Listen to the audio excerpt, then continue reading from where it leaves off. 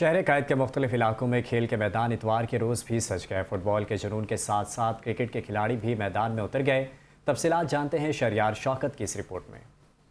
शहर कायद में जहां आज फुटबॉल के फाइनल मैच को देखने के लिए शहरी बेकरार हैं, वहीं क्रिकेट के दीवाने आज भी मैदान में मौजूद हैं। स्टील मिल से मुल्हिका ग्राउंड में दी अचीवर प्रीमियर लीग का इनेकाद किया गया है, जिसमें मुख्तलिफ इलाकों की टीमें हिस्सा ले रही हैं। टूर्नामेंट का सेमीफाइनल और फाइनल आज खेला जा रहा है। खिलाड़ी जीत के लिए पुरजोश हैं। खिलाड़ियों का कहना है कि मुख्तलिफ टीमों के माबैन होने वाले मुकाबलों का सेमीफाइनल और फाइनल आज खेला जाएगा। खिलाड़ी अपनी टीमों की कामयाबी के लिए पुरुमीद हैं। Achievers premier league tournament season 1 होने जा रहा है। इससे पहले भी टूर्नामेंट होते जा रहे हैं। अब ये 1 सीजन हुआ है, तो इसमें यह है कि यंगस्टर को बड़ा मौका मिलेगा खेलने के लिए। ग्राउंड हमने आबाद करना है।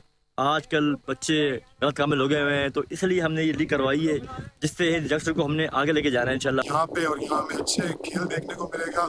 और जिस तरह से हमारी यहाँ राव साजिद की एकेडमी है, आरएससी क्रिकेट एकेडमी, यहाँ बड़े अच्छे बच्चे जो है वो तैयार हो रहे हैं, जो कि अंडर 19 रीजन्स और डिस्ट्रिक्ट में जाके खेल रहे हैं।